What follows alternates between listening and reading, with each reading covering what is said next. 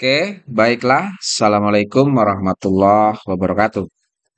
Kembali kita coba lanjutkan untuk proses pembuatan laporan keuangan dari Udi Abadi. Kita masuk pada sesi yang terakhir yaitu proses pencatatan dokumen bukti memo ya yang ada di Udi Abadi. Kemudian di akhir nanti akan dilanjutkan dengan proses pencetakan laporan data keuangan. Oke, langsung saja mungkin untuk mempersingkat waktu, kita coba mulai proses input dokumen transaksi yaitu terkait dengan bukti memo yang ada di UD Abadi. Kita mulai analisis dokumen bukti memo yang pertama, ada 4 poin di sini.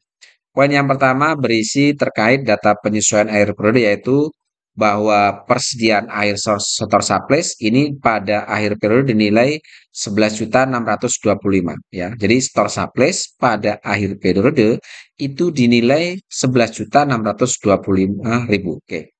Sekarang kita lihat berapa nilai saldo store surplus yang ada di daftar saldo. Kita lihat bahwa untuk store surplus di sini ternyata nilainya adalah memiliki saldo 10.300. Kalau kita perhatikan hasil taksiran pada akhir periode itu ternyata lebih besar dari nilai saldo yang ada di daftar saldo. Nah, apabila terjadi seperti ini, nilai taksiran lebih besar dari nilai saldo yang ada di daftar saldo, maka proses pencatatannya caranya adalah, oke, sekarang kita hitung dulu berapa nilai selisih antara nilai taksiran, yaitu di sini kita lihat adalah 11.625.000, kemudian dikurangi dengan 10.300. 10.300. Oke, didapat nilai ada selisih itu 1.325.000. Oke, nilai ini akan kita catat ke dalam jurnal. Oke, jurnal untuk mencatat adanya selisih taksiran selisih saldo antara taksiran store surplus di akhir periode dengan saldo yang ada di daftar saldo, maka caranya adalah kita masuk ke tab menu akun, lalu masuk ke record journal entry. Ya, sini. Oke, kita masukkan pertama untuk general jurnalnya atau nomornya adalah BM 12 step 1 tanggal 31 Desember. Oke, memonya di sini anggaplah sebagai data penyesuaian. Oke, data penyesuaian akhir periode. Ya, kita catat jurnal yang pertama terkait taksiran store surplus pada akhir periode. Tadi karena saldo store surplus yang ada di daftar saldo ternyata lebih kecil dari nilai taksiran, maka jurnalnya adalah di sisi debit kita masukkan store surplus itu sendiri. Oke, nilainya adalah selisih antara taksiran saldo store surplus dengan nilai saldo yang ada di daftar saldo, yaitu 1.325.000. Oke, lalu di sisi kredit kita masukkan beban perlengkapan atau store surplus expense di sisi sebelah kredit. Oke, store surplus expense nilainya sama 1.325.000. Oke, itu jurnal yang pertama. Ya, jadi apabila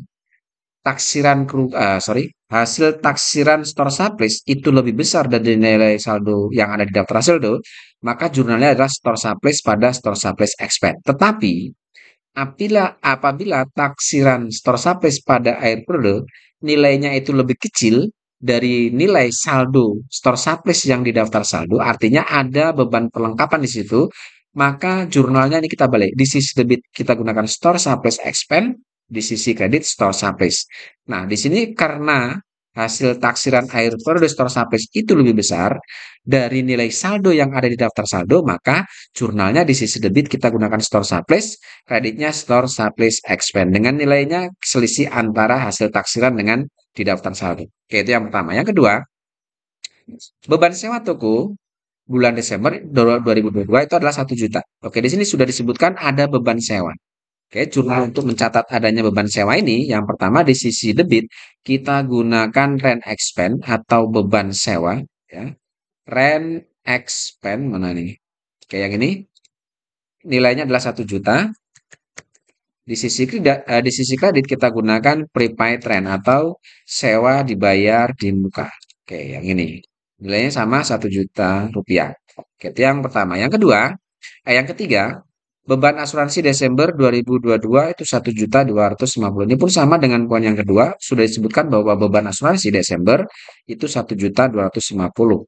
Oke, jurnal untuk mencatat adanya beban asuransi yang dibayar di sini Di sisi debit kita gunakan insurance expense atau beban asuransi, nilainya 1.250.000. Dan di sisi kredit kita gunakan akun prepaid insurance. Ya, prepaid insurance, oke. Di sisi debit nilainya pun sama 1.250.000. Oke, itu poin yang ketiga. Sekarang poin yang keempat. Bahwa disebutkan taksiran kerugian piutang itu 2,5% dari saldo 31 Desember. Nah, untuk mengetahui berapa taksiran kerugian piutang atau beban kerugian piutang, kita lihat di sini di daftar saldo berapa nilai saldo piutang. Di sini disebutkan bahwa saldo piutang itu sebesar 251 juta. Ditaksir 2,5%-nya ini adalah piutang tidak tertagih. Artinya ada beban kerugian piutang. Sekarang kita hitung dulu 2,5% ini dari 251 juta. 251 juta ini dikali dengan 2,5%. Oke, dikali 2,5%. Hasilnya adalah, kita lihat, untuk hasil 2,5% dari 251 juta adalah 6.275.000. Nah, sekarang kita lihat. Di cadangan kerugian piutang atau cadangan kerugian piutang kita ternyata adalah 12.800. Nilai saldo cadangan itu lebih besar dari taksiran kerugian piutangnya.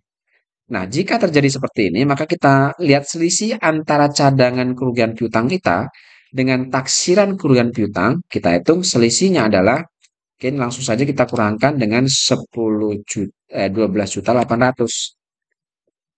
Oke, nilai cadangannya adalah 12.500.000. Didapat selisih yaitu 12.800. Oke, sama dengan ada 6.525.000. Ini selisih antara saldo cadangan dengan taksiran kerugian piutang. Nah, apabila saldo cadangan ini lebih besar dari taksiran kerugian piutangnya, maka jurnal yang akan kita gunakan adalah kita gunakan cadangan di sisi sebelah debit atau allowance for debt-full debt kita masukkan di sisi sebelah debit, yaitu nilai selisih tadi, ya, yaitu 6.525.000. Di sisi kredit kita gunakan akun beban kerugian piutang atau BDEP expense. Ya, nilainya pun sama 6.525.000. Ya, seperti itu. Ini jurnal apabila saldo cadangan ternyata lebih besar dari taksiran kerugian piutangnya. Tetapi apabila taksiran kerugian piutangnya itu lebih besar dari saldo cadangan piutang, maka jurnalnya adalah BDEP expense pada allowance for debt-full debt. Kita balik.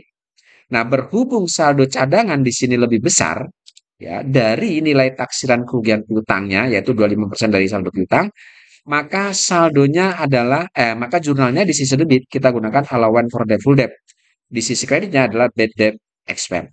Dengan tujuan pada akhir bulan nanti setelah adanya penyesuaian, maka nilai saldo untuk cadangan itu menunjukkan nilai saldo yang sebenarnya yaitu 2,5% dari nilai piutang dagang. Seperti itu. Ya, saya rasa untuk yang poin ke-1 atau bukti memo pertama selesai. Setelah itu kita bisa rekod. Ya, kita masuk ke bukti memo yang kedua. Di bukti memo yang kedua, di sini disebutkan bahwa ada penyusutan. Ada beban penyusutan equipment atau perlengkapan yaitu 700. Peralatan, sorry, 700. Kita masukkan dulu bukti memonya BM 12-2 tanggal 31 Desember. Keterangannya di sini adalah terkait dengan penyusutannya aset dan beban gaji. Karena poin yang kedua terkait dengan gaji bulan Desember dibayar bulan Januari. Oke. Jurnal yang pertama adanya beban penyusutan perlengkapan atau peralatan, sorry. Jurnal yang pertama adalah di sisi debit kita gunakan depreciation expense nilainya 700.000. Di sisi kredit kita gunakan akumulasi penyusutan perlengkapan atau equipment akum debt ya. Ya, berarti yang ini nilainya pun sama 700.000. Oke, itu yang pertama. Yang kedua, gaji bulan Desember sebesar 3.550 ini akan dibayar tanggal 2 Januari. Berarti akan dibayar bulan berikutnya. Oke, karena akan dibayar bulan berikutnya untuk gaji ini, maka akan menimbulkan namanya hutang gaji atau hutang biaya. Maka jurnal untuk mencatat adanya munculnya hutang gaji tadi, di sisi debit kita gunakan wages and salaries atau beban gaji, oke, sebesar 3.550.000. Di sisi kredit kita gunakan hutang biaya atau expense payable. Ya, jumlahnya sama, 3.550.000. Oke, selesai. Kalau sudah, kita rekod. Ya. Lalu kita lanjut ke dokumen memo yang ketiga, yaitu nomor 23 ini. Oke, di sini ada 2 poin. Poin yang pertama, karena pencatatan PPN income dan PPN outcome itu sesuai dengan faktur pajak standar, maka kedua akun tersebut dapat segera ditutup saldonya dipindahkan ke PPN payable. Oke, jadi intinya poin yang pertama ini atau nomor 7 ini kita disuruh menutup saldo PPN outcome dan PPN income. Namanya menutup saldo berarti saldonya kita balik. Sekarang kita lihat di sini. Untuk saldo PPN outcome, kita lihat di kode 2, itu ada di sisi sebelah kredit. Normalnya saldo utang, saldo PPN outcome itu ada di sisi kredit. Saldo kode 2 ya, atau kategori saldo utang itu masuk di sisi kredit saldo normalnya. Ternyata di sini untuk PPN income, ini ada tanda min, berarti ini adalah saldo kontra. Berarti untuk PPN income, ini saldonya ada di sisi debit. Sehingga saat kita akan catat ke dalam jurnal penyesuaian, untuk PPN outcome ini kita letakkan di sisi sebelah debit, karena di sini dia dikredit. Untuk PPN income kita masukkan di sisi sebelah kredit, karena saldonya dia ada di sisi debit. Oke, kita masukkan di sini. Yang pertama adalah kita masukkan nomornya BM12-3, tanggal 31, keterangannya adalah penutupan PPN dan perhitungan PPh. Karena poin yang kedua kita akan menghitung PPh.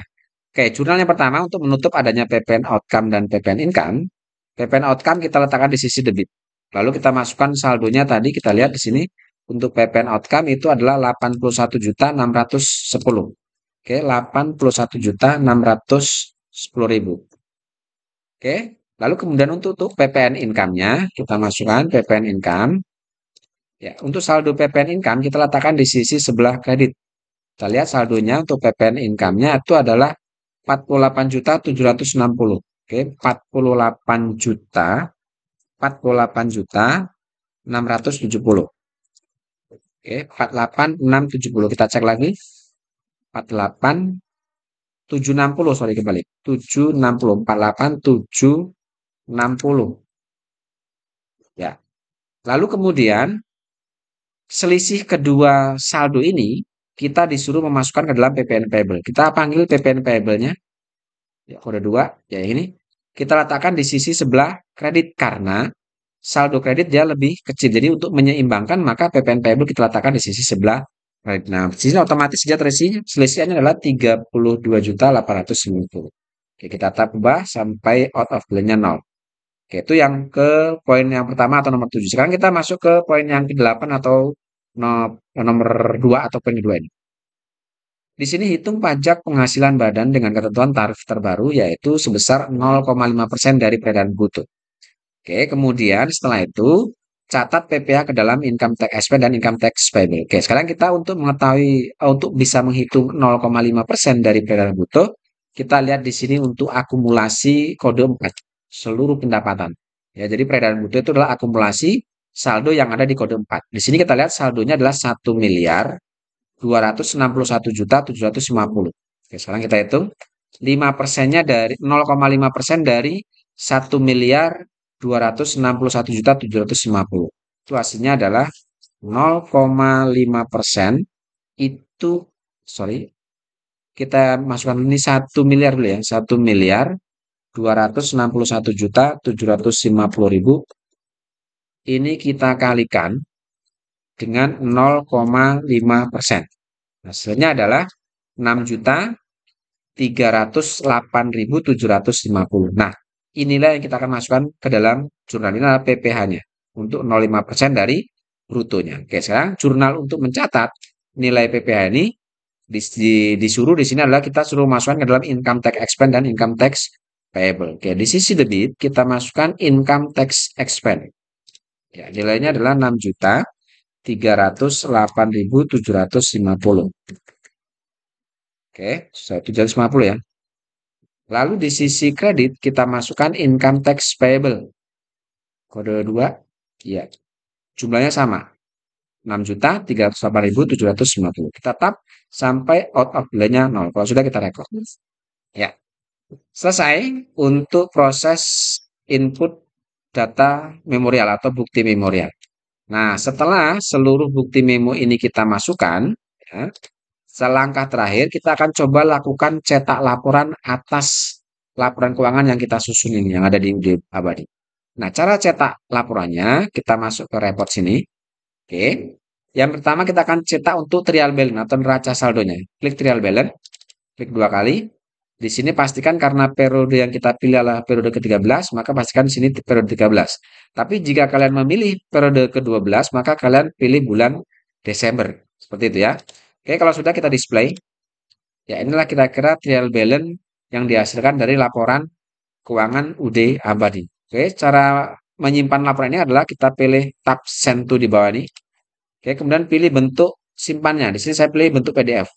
Ya, oke, saya simpan di sini di eh, folder saya sendiri. Silakan kalian simpan di folder kalian sendiri. Oke, kalau sudah kita ya, close itu untuk trial balance. Sekarang yang kedua, laporan yang biasa dicetak adalah untuk laporan laba rugi. Kita klik yang profit and loss accrual ini. Klik 2 kali. Oke, di sini jangan lupa kita mulai dari bulan November ya. Karena ada saldo awal yang harus diikutsertakan sampai di sini bulan ke-13. Lalu setelah itu kita display. Ya, di sini menghasilkan saldonya itu kita lihat net profitnya adalah 388.290.091.250. Oke, lalu kita simpan send to, pilih PDF. Oke, yang terakhir kita akan coba cetak laporan arus kas. Pilih di menu banking, lalu statement of cash flow ini. Klik 2 kali. Oke, lalu November betul, sudah betul ya. Kita langsung display. Ya, inilah gambaran laporan arus kas dari UD Abadi. Kalau sudah kita simpan send to, lalu pilih PDF. Oke. Untuk proses pencetakan laporan dari UD Abadi. Nah, dengan selesainya cetak laporan, maka selesai juga untuk materi pembahasan terkait Mayop UD Abadi khusus pakai 1. Sampai ketemu pada tutorial selanjutnya. Terima kasih. Assalamualaikum warahmatullahi wabarakatuh.